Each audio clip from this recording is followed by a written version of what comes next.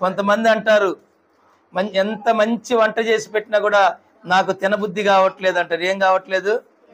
నాకు తినడానికి బుద్ధి లేదు అంటారు.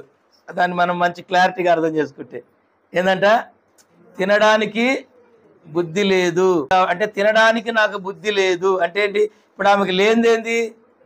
బుద్ధి. దేవునికి మహిమ కలుగును గాక. ఈ బుద్ధి అనేది ఎక్కడ దొరుకుతుంది? దేవుని దగ్గర దొరుకుతుంది. Praise the Lord. కొంతమంది చర్చికి ఎల్ల బుద్ధి కావట్లేదు అంటారు. ఏమంటారు? ఎల్ల బుద్ధిగా అంటే ఏంటి? వెళ్ళే బుద్ధి నాకు లేదు. హల్లెలూయా. వెళ్ళడానికి, దేవుని మందిరానికి వెళ్ళడానికి బుద్ధి లేదు, ప్రార్థన చేయడానికి బుద్ధి లేదు, పాటలు పాడటానికి బుద్ధి లేదు, అంతే కదా? దేవుణ్ణి ఆరాధించడానికి బుద్ధి లేదు, దేవుని యొక్క మందిరంలో పని చేయడానికి బుద్ధి అంటే చెయ్య బుద్ధి లేదు. దేవునికి మహిమ కలుగును గాక. అంటే ఏదైనా కానీ మనం విడదీసి చెప్పినప్పుడు కొంచెం బాధ అనిపిస్తుంది, కలిపి చదువుకుంటే కొంచెం అంత బాధ అనిపిస్తుంది, అంతే. హల్లెలూయా. అంతే కదా? ఇప్పుడు దేన్నైనా విడదీసామనుకోండి, ఇప్పుడు ఏదైనా ఒక వెహికల్ ఉందనుకోండి, దాన్ని కలిపి ఉంటే అది ఒకటే పాట భుజాన్ని వేసుకుని వెళ్ళొచ్చు. ఎప్పదీస్తే బోల్డని పాటలు అయితే దేవుని మహిమ కలుగును గాక. హల్లెలూయా. ఎప్పదీస్తే టైర్లు, చక్రాలు, ట్యూబులు, ఆ రిమ్ములని, వయాని అని బోల్డన్ని అయిపోతాయి. అలాగే కలిపి ఉంటే ఎత్తుకొని వెళ్ళొచ్చు. విడదీసిన తర్వాత కష్టం తీసుకుపోవడం. అలాగేంటంటే మనం మాట్లాడే మాటను దాన్ని విడదీసి మనం మాట్లాడుకున్నప్పుడు ఏమైందంటే మనకు బాధ కలుగుతుంది. చర్చికి రావమ్మా అంటే నాకు వచ్చే బుద్ధి లేదు అంటే ఏంటి? బుద్ధి లేదు. దేవుని మహిమ కలుగును గాక. దేవుడు మన జీవితంలో ఏదైనా ఒక కార్యం చేయాలి అంటే ఖచ్చితంగా దేవుణ్ణి మనం ప్రేమించాలి. Praise the Lord. దేవుణ్ణి మనం ఎప్పుడైతే ప్రేమిస్తామో దేవుడు మన జీవితంలో కార్యాలు చేస్తాడు. ప్రేమించనంత కాలం, దేవుణ్ణి మనం ప్రేమించనంత కాలం మన కుటుంబాల్లో ఏ కార్యాలు కూడా మనం చూడలేం. దేవుని స్తోత్రం. హల్లెలూయా. ఖచ్చితంగా నీవు, నీ భార్య, నీ బిడ్డలు, కుటుంబం అంటే ఏంది? భర్త, భార్య, పిల్లలు. ఈ కుటుంబం అంతా కూడా దేవుణ్ణి ఆరాధించాలి. ఆదివారం రోజున భార్య, బిడ్డలు, భర్త అందరూ దేవుని మందిరంలో ఉండాలి. కుటుంబ సమేతముగా ఎప్పుడైతే మనం ప్రభువుని ఆరాధిస్తామో ఖచ్చితంగా నీ కుటుంబంలో దేవుని కార్యాలు మీరు చూస్తారు. ఎందుకంటే కుటుంబం అంతా ప్రార్థన చేస్తూ ఉంది, కుటుంబం అంతా ఆరాధిస్తూ ఉంది, కుటుంబం అంతా దేవుణ్ణి గణపరుస్తూ ఉంది, కుటుంబం అంతా దేవుణ్ణి మహింపరుస్తూ ఉంది, కుటుంబం అంతా దేవుణ్ణి వెంబడిస్తూ ఉంది. ఇక సాతానికి ఆ కుటుంబంలో అధికారము లేదు. అపవాదికి ఉందా చోటు? లేదు. ఇప్పుడు అపవాదికి చోటు ఇచ్చేవాళ్ళు ఎవరైనా కుటుంబంలో ఉంటే ఆ కుటుంబం అంతా తలకాయ నొప్పిగా ఉంటుంది. దేవుని స్తోత్రం. ఆ కుటుంబంలో ఎవరైనా దేవుని మందిరానికి రాని వారు ఉంటే, ప్రార్థన చేయని వారు ఉంటే, దేవుణ్ణి ప్రేమించని వారు, ఇష్టపడని వారు ఎవరైనా ఉంటే వారి వలన మనకి శోధన. Praise the Lord. వాళ్ళ వలన మాకేం కలుగుతుంది? శోధన వస్తుంది.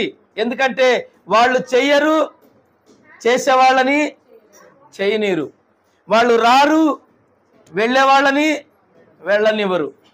అంటే వాళ్ళు తినరు, తినేవాళ్ళని తిననీయరు. వాళ్ళు మనశ్శాంతిగా ఉండరు, మరొకరు మనశ్శాంతిగా ఉండనివ్వరు.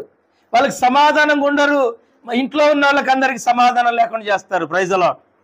కారణం ఏంటంటే వాళ్ళు దేవుని సన్నిధిలోకి వాళ్ళని తీసుకొస్తే వారిలో ఉన్నటువంటి ఆ వ్యతిరేకపరిచేటువంటి ఆ ఆత్మను ఏం చేస్తాడంటే దేవుడు తొలగిస్తాడు. Praise the lord. ఆ వ్యతిరేకమైన ఆత్మ దేవునికి తొలగిపోద్ది. క్రీస్తుకు వ్యతిరేకంగా మాట్లాడేది, చేసేది ఏంటంటే ఒక అపవాది మాత్రమే. దేవుని స్తోత్రం. అపవాది దేవునికి వ్యతిరేకంగా మాట్లాడుతుంది. అపవాది దేవునికి వ్యతిరేకమైన పనులు చేస్తుంది. ఆ అపవాది ఎవరిలో అయితే ఉంటుందో వారు ఏం చేస్తారంటే వారి సమాజానికి కానీ కుటుంబానికి కానీ వారి వ్యతిరేకంగానే మాట్లాడతారు. దేవుని స్తోత్రం. హల్లెలూయా. వ్యతిరేకమైనటువంటి మాటలు, వ్యతిరేకమైన ఆలోచనలు, వ్యతిరేకమైన తలంపులు ఇవన్నీ ఎవరు కలుగు చేస్తారంటే అపవాది. ఎవరు కలుగు చేస్తారు? అపవాది. ఆ అపవాదికి మనం చోటిస్తే అది వచ్చి మన కుటుంబంలో నివాసం చేస్తే కుటుంబం అంతా గలిబిలైపోతుంది. ఈ ఆదాము, అవ్వ వీళ్ళిద్దరు ఎక్కడున్నారు? ఏదోను తోటలో ఉన్నారు, భార్య భర్త.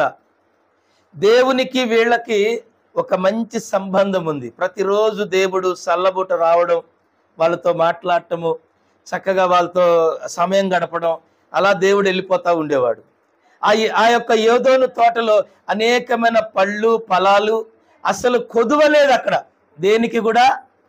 అమ్మా వింటున్నారా? దేనికి కొదువ లేదు, సమృద్ధి ఉంది అక్కడ, దేనికి కొదువ లేదు. దేవుడు వీళ్ళకి ఏం చెప్పాడంటే ఒక విషయం చెప్పాడు, అది మీ అందరూ తెలుసు. ఈ తోట మధ్యలో ఉన్నటువంటి, ఈ తోటలో ఉన్నటువంటి అన్ని ఫలాలు మీరు తినండి, అన్ని ఫలాలు మీరు తినండి, మీరు సంతోషంగా ఉండండి అని చెప్పాడు ఆయన. కానీ ఆయన ఒక విషయం ఏం చెప్పండి, ఈ తోట మధ్యలో ఉన్నటువంటి పండు తినొద్దు అన్నాడు. ఏం చెప్పాడు? ఈ తోట మధ్యలో ఉన్న పండు తినొద్దు, ఒకవేళ తింటే మీరు నిశ్చయముగా మీరు చచ్చిపోతారని చెప్పాడు.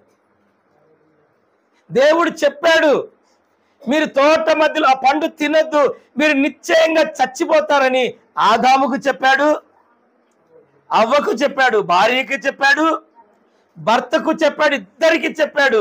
వీళ్ళిద్దరూ దేవునితో బాగా సన్నిహితంగా ఉండేవాళ్ళు, దేవునితో మంచి ఆత్మీయంగా ఉండేటువంటి వీళ్ళు ఒకరోజు ప్రియమైన దేవుని బిడ్డలారా, ఆ అపవాది ఎక్కడైతే ఉందో ఆ అపవాది ఉన్న స్థలానికి ఈ అవ్వ వెళ్ళింది. ఏం జరిగింది? అవ్వ వెళ్ళింది. అవ్వ వెళ్ళినప్పుడు ఎక్కడికైతే దేవుడు వెళ్ళొద్దన్నాడో ఈమె అక్కడికే వెళ్ళింది. అక్కడికే వెళ్ళినప్పుడు ఆ అపవాది చెప్తుంది, చూడండి బైబిల్లో ఆదికాండం చూడండి, ఆదికాండం 3వ అధ్యాయం 1వ వచనం. దేవుడైన యెహోవా చేసిన సమస్త జంతువులలో సర్పము యుక్తి గలదై ఉండెను, అది ఆ స్త్రీతో, ఇది నిజమా? చూడండి ఇక్కడ ఏమంటుంది ఆ స్త్రీతో, ఇది అంటే ఏంటి? అదేదో విన్నది. ఇక్కడ మీరు పాయింట్ అర్థం చేసుకోవాలి. ఇప్పుడు ఇది నిజమా అంటే దానికి ఏదో తెలుసు. ఇప్పుడు మేము మ్యాటర్ ఏం చెప్పలేదు, ఇక్కడ ఏమి చెప్పలేదు అవ్వ. చెప్పకుండానే సర్పం అంటుంది ఇది నిజమా అంటే ఏంటి? నేను విన్నది నిజమా, అంతే కదా. అంతకుముందు సర్పం ఏదో వినింది, అందుకని అంటుంది ఇది నిజమా అంటుంది. చదవమ్మా. ఈ తోట చెట్లలో దేని ఫలమునైనను మీరు తినకూడదని దేవుడు మీతో చెప్పాడా? చూడండి ఇక్కడ జాగ్రత్తగా వినండి అమ్మా, దేవుడు మీతో చెప్పాడా? చూడండి అపవాది ఎంత తెలివిగలదు. ఇవాళ చాలా మంది అపవాది మాయలో ఎందుకు పడిపోతారంటే దానికి తెలివితేటలు ఎక్కువ. దేవుని స్తోత్రం, హల్లెలూయా. ఆదివారం రోజు ఇలా ప్రభు బల్ల రోజే చాలా మంది ఎక్కడెక్కడో వెళ్ళిపోయారంటే అపవాది వీళ్ళని మోసం చేసినట్టే లెక్క. దేవుని స్తోత్రం. మీరు గమనించాలి, చాలా సింపుల్ ఇది, మీరు అర్థం చేసుకోవాలి, చాలా సింపుల్. అపవాది వాళ్ళని మోసం చేసేసింది. అపవాది ఏదో ఒక ఆశ చూపెట్టింది వాళ్ళకి, ఏదో ఒక ఆశ చూపెట్టింది. అమ్మా మీరు వినాలి, ఏదో ఒక ఆశ చూపెట్టింది. ఇప్పుడు ఈ అవ్వకు కూడా ఆశ చూపెడుతుంది, ఇక ఆశ చూపెడుతుంది. ఇక్కడ ఏమంటుంది? ఈ తోట చెట్లలో దేని ఫలమునైనను మీరు తినకూడదని దేవుడు మీతో చెప్పాడా? దేవుడు మీతో చెప్పాడా అని అడుగుతుంది. ఆల్రెడీ దానికి తెలుసు. ఎవరికి తెలుసు? అపవాదికి తెలుసు. నేను విన్నది నిజమేనా, ఇది నిజమేనా, ఇది నిజమేనా? బైబిల్ ఏం చెప్తుంది? 6 దినములు మీరు కష్టపడి 7వ దినము విశ్రాంతి దినము, ఆ దినమును దేవుడు పరిశుద్ధపరచి ఉన్నాడు, ఆ రోజు మీరు దేవుని మందిరములో ఆయన ఆరాధించమని. Praise the lord. ఎంతమంది వింటున్నారు ఈ మాట?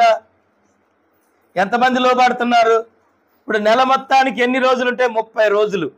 ఈ 30 రోజుల్లో 4 రోజులు నువ్వు ప్రభుకి ఇస్తే 26 రోజులు కూడా నీకు సరిపోవట్లేదంటే మీరు గమనించండి. 26 days, 26 రోజులు కూడా నీకు సాలట్లేదంటే నువ్వు అపవాదికి ఎంత చోటు ఇచ్చావో చూడు. హల్లెలూయా. అంతే కదా. 25 రోజులు పని చేసుకో, హ్యాపీగా ఒక రోజు ఇంట్లో ఉండు, చక్కగా ఉపవాసం చేసి ప్రార్థన చేయి, 4 రోజులు దేవుని మందిరములో ఉండు. ఆయన అంటాడు, ఒక్క దినము దేవుని మందిరములో గడుపుట 1000 దినముల కంటే శ్రేష్టం. మీరంతా చదువుకున్నోళ్ళు, మీకు బైబిల్ తెలుసు, మరి ఎందుకు అపవాదికి చోటిస్తున్నారు? మీరేమన్నా చదువుకోనేళ్ళు అయితే, దేవుని గురించి తెలియనోళ్ళు అయితే పదే పదే చెప్పొచ్చు.